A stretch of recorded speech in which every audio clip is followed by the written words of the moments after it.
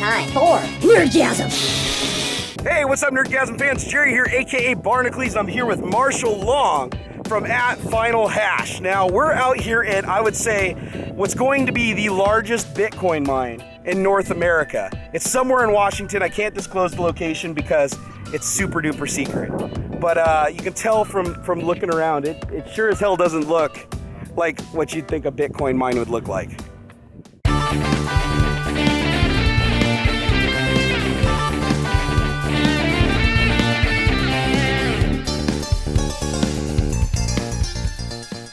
All right, guys, when we're talking about Bitcoin mining, if you don't know what I'm talking about, you should go and watch my original video I did on Bitcoin mining. Marshall liked that video a lot. There's a link down in the video description. I go through and explain painstakingly every detail about how Bitcoins work and how the mining operation works and everything. This is just a very big version of what I'm doing at my house. Like right now, I think I'm running like an Antminer S3 Plus and a Spawn Dually SP20, totaling about 2 terahash a second. So take what Jerry's doing, times it about 1,000, that's what you got. That's what they're doing here. So the whole idea with a big Bitcoin mine like this is to efficiently pack as many of these miners as they can into a small space, get the cooling right. Perfect. So that you can run this stuff 24/7 and then get the power as cheap as humanly possible, so that you can maximize your profits. That's right, that's right. And it's realistically an actual mining operation. Like you can pretty much attribute everything that's going on here to like a real gold mining operation. It's like you have heavy equipment, you have cost, you have fuel costs, and you have recovery. Everything. That you then go and sell and turn into real money. That's right. All right, guys, well, let's go check out some of the mining equipment that you're gonna be seeing today, and then we're gonna move on to some of the huge containers that are built out as giant data centers that have one purpose in life, and that is just to mine Bitcoins. All right, guys, so we're here looking at some of the equipment that's pretty much the cornerstone of this mining operation. Right here, it's not what they use exclusively, but I'd say this is primarily what you're using right now. 85%. So 85%, but it's the Antminer series. You have the S3 Plus, which you guys have seen. I actually run this guy up in the Nerd Cave.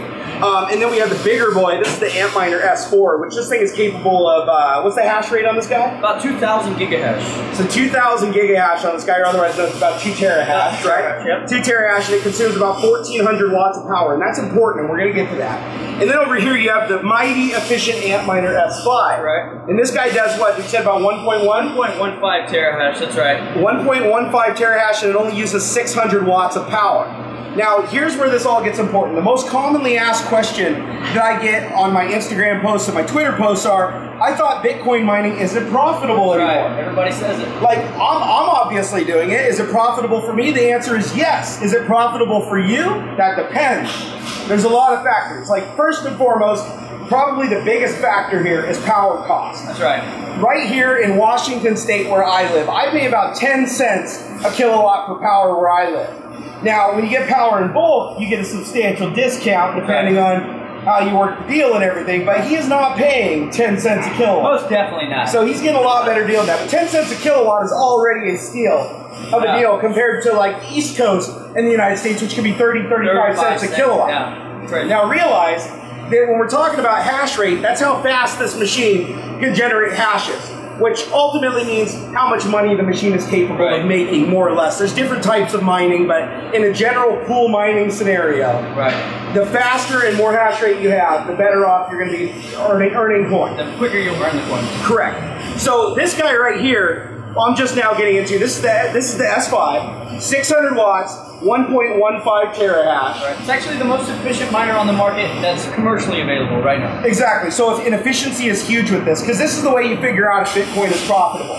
You take the cost of the equipment, you take the cost of your power, and you figure out basically how much the machine is making over a fixed period of time. Over how much it costs you to run it. Yeah, and you also have to keep in mind that Bitcoin fluctuates in value up and down. And just like with anything, that's going to be a risk. But it's no different than gold mining.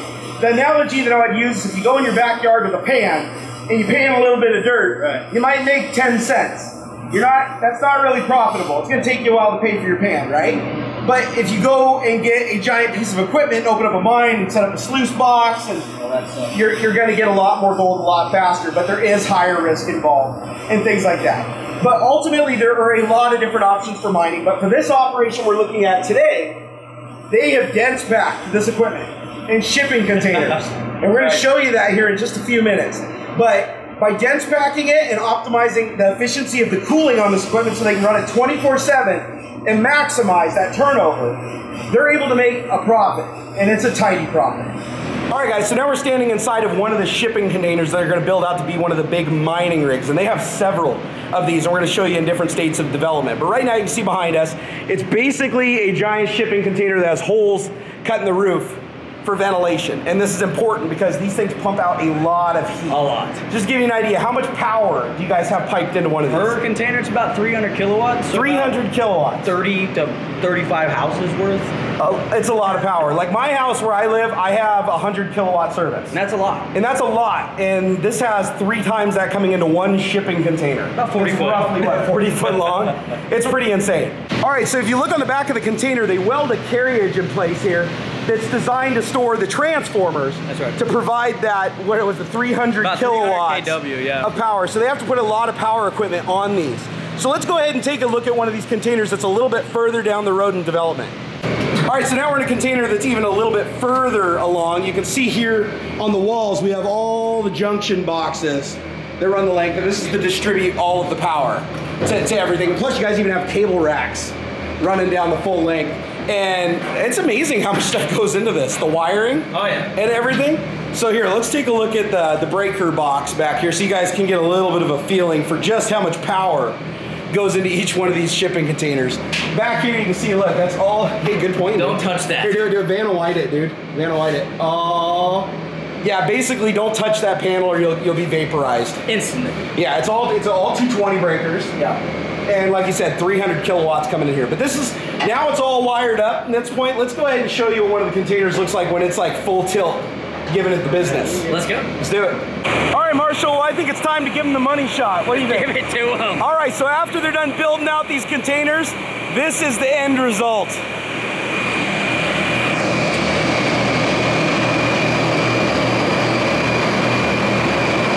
Look at how many of these machines are in here.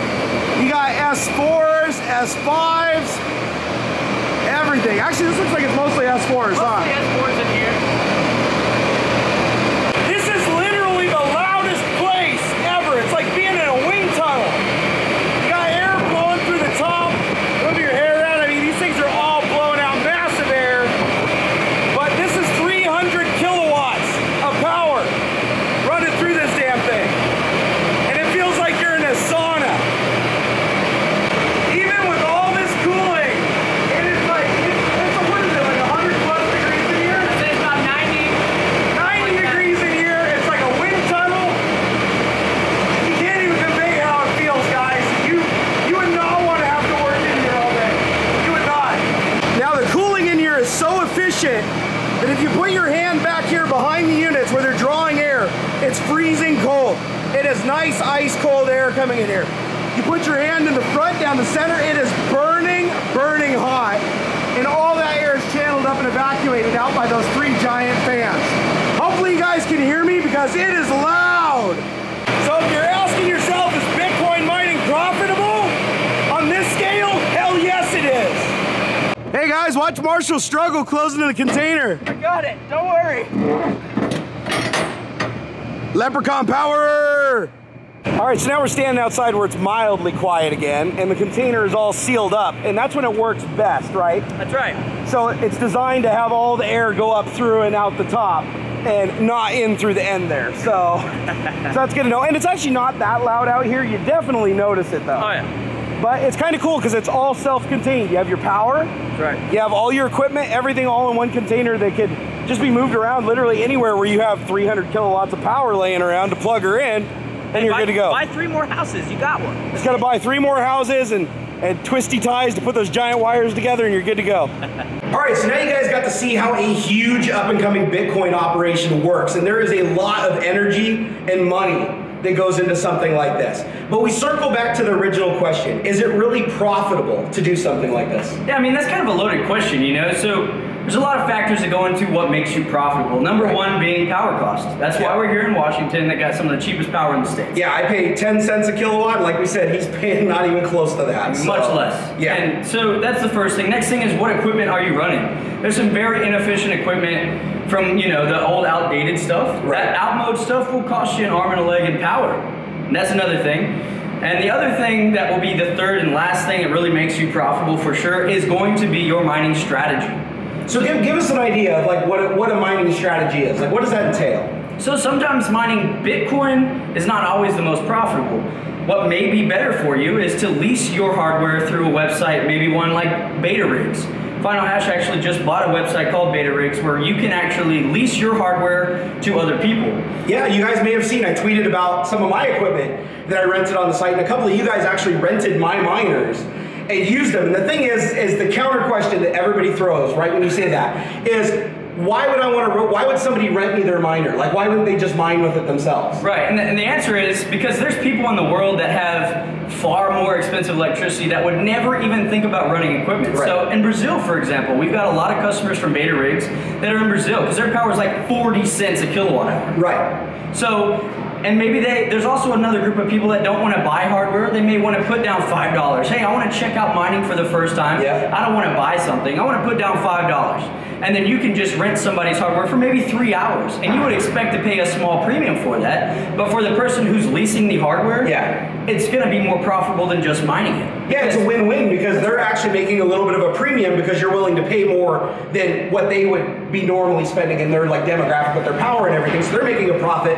but it's still far cheaper for them to lease your equipment at a premium than running their own equipment with that god-awful expensive power. That's right. I mean, that whole container that we just saw, it's actually all running on Beta Rigs.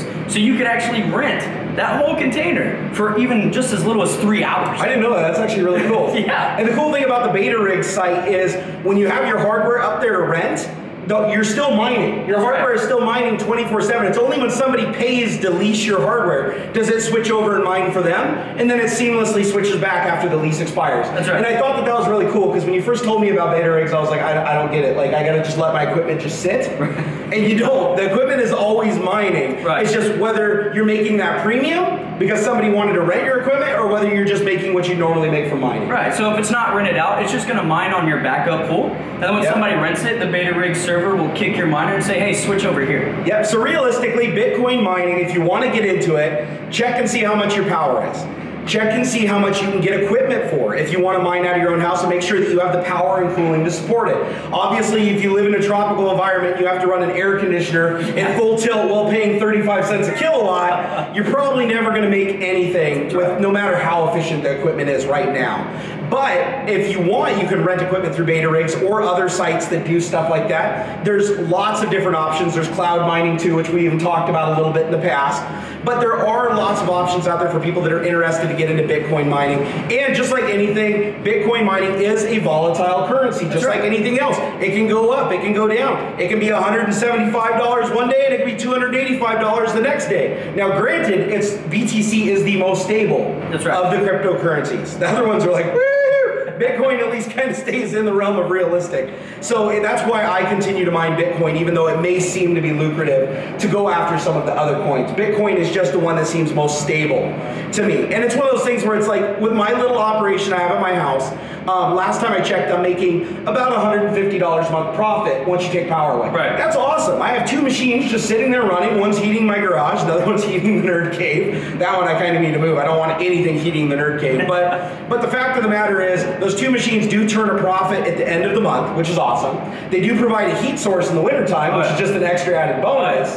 And so for me, it's absolutely profitable. But if you're on the East Coast, you're paying 35, 40 cents a kilowatt, or you're in a country like was it Brazil, where you're just paying completely out the ass for electricity, then look at some sites like Beta Rigs if you're still interested. It doesn't mean you're out, it just means it's not practical for you to mine in your house with your own equipment.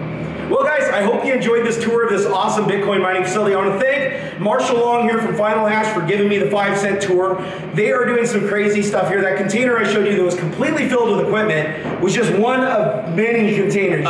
You guys saw containers at different stages throughout this video, but you guys are building out a lot of containers. And what was the goal, the hash goal that you guys are shooting for when you're all said and done? Yeah, so at the end of the rollout will be about 5,000 terahashes, which is around 5 million gigahashes or 5 petahashes. It's a lot of hashes.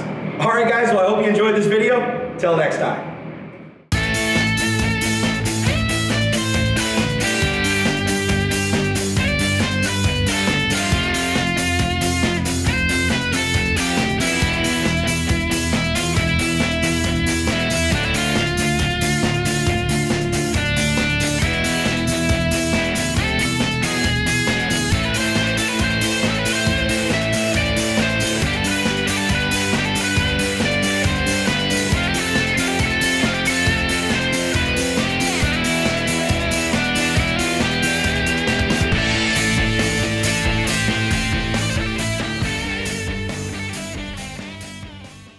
Hey guys, I hope you enjoyed this video. Please take a moment and subscribe to my channel. It helps me a lot. Also come over to Twitter. I'm at Barnacules. I'm a real social guy. Also, if you have a couple of minutes, check out some of these many other videos.